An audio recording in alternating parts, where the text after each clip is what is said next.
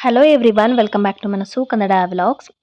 ಆಷಾಢ ಮಾಸದಲ್ಲಿ ಬರುವಂತಹ ಹುಣ್ಣಿಮೆಯನ್ನು ಗುರುಪೂರ್ಣಿಮಾ ಅಥವಾ ಆಷಾಢ ಹುಣ್ಣಿಮೆ ಎಂದು ಕರೆಯಲಾಗುತ್ತದೆ.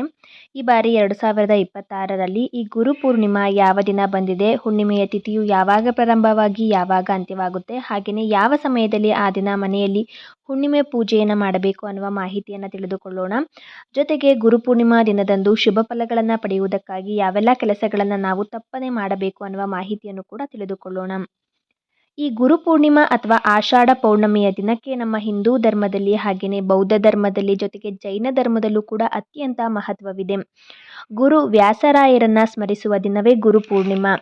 ಗುರು ವ್ಯಾಸರಾಯರು ಈ ಗುರುಪೂರ್ಣಿಮಾ ದಿನದಂದೇ ಜನಿಸಿದ್ದರು. ಅವರ ಜನ್ಮದಿನವೂ ಕೂಡ ಗುರುಪೂರ್ಣಿಮಾ ದಿನದಂದೇ ಅನ್ನುವ ನಂಬಿಕೆ ಕೂಡ ಇದೆ. ಪ್ರತಿ ವರ್ಷವೂ ಕೂಡ ಆಷಾಢ ಮಾಸದ ಪೂರ್ಣಿಮೆಯಂದು ಈ ಗುರುಪೂರ್ಣಿಮೆಯನ್ನು ಆಚರಿಸಲಾಗುತ್ತದೆ. ಈ ಬಾರಿ ನಮಗೆ ಗುರುಪೂರ್ಣಿಮಾ ಬಂದಿರುವಂಥದ್ದು ಜುಲೈ 29ನೇ ತಾರೀಕು ಬುಧವಾರದಂದು ಬಂದಿದೆ. ಹುಣ್ಣಿಮೆಯ ತಿಥಿಯು ಜುಲೈ 28ನೇ ತಾರೀಕು ಮಂಗಳವಾರ ಸಂಜೆ 6:18 ಪ್ರಾರಂಭವಾಗುತ್ತದೆ. ಜುಲೈ 29ನೇ ತಾರೀಕು ಬುಧವಾರದಂದು ರಾತ್ರಿ 8:05 ಮುಕ್ತಾಯವಾಗುತ್ತದೆ.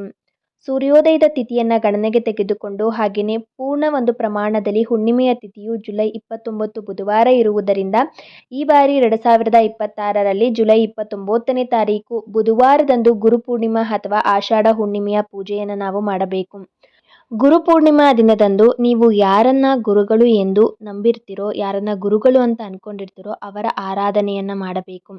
ವೇದವ್ಯಾಸರನ್ನು ಶ್ರೀ ವಿಷ್ಣುವಿನ ಅಂಶಾವತಾರ ಅಂತಲೂ ಕೂಡ ನಂಬಲಾಗಿದೆ. ಹಾಗಾಗಿ ಗುರುಪೂರ್ಣಿಮಾ ದಿನದಂದು ವೇದವ್ಯಾಸರ ಹಾಗೆಯೇ ಭಗವಾನ್ ವಿಷ್ಣುವಿನ ಪೂಜೆಯನ್ನು ಸಹ ಮಾಡಬಹುದು. ಗುರು ರಾಘವೇಂದ್ರ ಸ್ವಾಮಿಗಳು, ಸಾಯಿಬಾಬಾರ ಪೂಜೆಯನ್ನು ಕೂಡ ಗುರುಪೂರ್ಣಿಮಾ ದಿನದಂದು ಮಾಡಬಹುದು. ಈ ಬೌದ್ಧರು ಬುದ್ಧನನ್ನು ಆರಾಧಿಸುತ್ತಾರೆ, ಜೈನರು ಜೈನ ಮಹರ್ಷಿಯನ್ನು ಆ ದಿನದಂದು ಆರಾಧಿಸುತ್ತಾರೆ. ಹಾಗೆಯೇ ಗುರುಪೂರ್ಣಿಮಾ ದಿನದಂದು ಗುರುಗಳು ಅಂದರೆ ನಮಗೆ ವಿದ್ಯೆ ಕಲಿಸುವಂಥ ಗುರುಗಳಿಗೂ ಕೂಡ ನಾವು ಆ ದಿನದಂದು ಭೇಟಿಯಾಗಿ ಅವರಿಗೆ ನಮಸ್ಕರಿಸಿ ಅವರ ಆಶೀರ್ವಾದವನ್ನು ಕೂಡ ನಾವು ಪಡೆದುಕೊಳ್ಳಬಹುದು.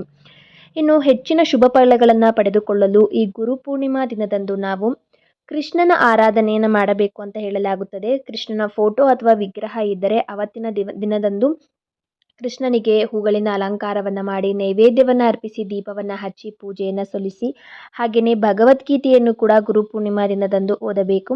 ಜೊತೆಗೆ ಮುಖ್ಯವಾಗಿ ಗೋವಿನ ಪೂಜೆಯನ್ನು ಮಾಡಿದರೆ ಅತ್ಯಂತ ಹೆಚ್ಚು ಶುಭ ಫಲಗಳು ಆ ದಿನ ದೊರೆಯುತ್ತದಂತೆ. ಗೋವಿನಲ್ಲಿ ಮುಕ್ಕೋಟಿ ದೇವತೆಗಳ ವಾಸ ಇರುತ್ತೆ ಅಂತ ನಾವು ನಂಬಿದ್ದೀವಿ. ಹಾಗಾಗಿ ಮುಕ್ಕೋಟಿ ದೇವತೆಗಳ ಆಶೀರ್ವಾದವೂ ಕೂಡ ಒಂದು ಗೋಪೂಜೆಯಿಂದ ನಮಗೆ ದೊರೆಯುತ್ತದೆ. ಗುರುಪೂರ್ಣಿಮೆ ಅಥವಾ ಆಷಾಢ ಹುಣ್ಣಿಮೆಯ ದಿನದಂದು ಬೆಳಗ್ಗೆ ಕೂಡ ನೀವು ಪೂಜೆಯನ್ನು ಮಾಡಬಹುದು. ಹಾಗೆಯೇ ಸಂಜೆ ಅಂದರೆ ರಾತ್ರಿ ನಮಗೆ 8:05 ಹುಣ್ಣಿಮೆಯ ತಿಥಿಯು ಮುಕ್ತಾಯ ಆಗೋದ್ರಿಂದ ನೀವು ಸಂಜೆ ಗೋಧೂಳಿ ಸಮಯದಲ್ಲೂ ಕೂಡ ಪೂಜೆಯನ್ನು ಸಲ್ಲಿಸಬಹುದು. ಆ ದಿನದ ರಾಹುಕಾಲವನ್ನು ನೋಡಿಕೊಂಡು ರಾಹುಕಾಲವನ್ನು ಬಿಟ್ಟು ಇನ್ನುಳಿದ ಸಮಯದಲ್ಲಿ ನೀವು ಹುಣ್ಣಿಮೆ ಪೂಜೆಯನ್ನು ಮಾಡಬಹುದು. ಹಾಗೆಯೇ ಹುಣ್ಣಿಮೆ ಮಹಾಲಕ್ಷ್ಮಿಯ ಪೂಜೆಯನ್ನು ಕೂಡ ನೀವು ಆ ದಿನ ಸಲ್ಲಿಸಬಹುದು.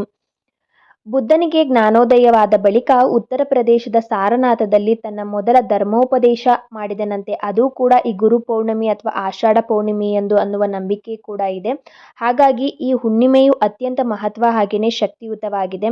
ಈ ಗುರುಪೂರ್ಣಿಮಾ ದಿನದಂದು ಹೇಗೆ ಪೂಜೆಯನ್ನು ಮಾಡಬೇಕು ಅನ್ನುವ ಸಂಪೂರ್ಣ ಮಾಹಿತಿಯನ್ನು ಮುಂದಿನ ವಿಡಿಯೋದಲ್ಲಿ ತಿಳಿಸ್ಕೊಡ್ತೀನಿ. ಈ ಮಾಹಿತಿ ಇಷ್ಟ ಆಗಿದ್ರೆ ಮನಸ್ಸು ಕನ್ನಡ ವ್ಲಾಗ್ಸ್ ಚಾನಲ್ಗೆ ಸಬ್ಸ್ಕ್ರೈಬ್ ಮಾಡಿಕೊಳ್ಳಿ.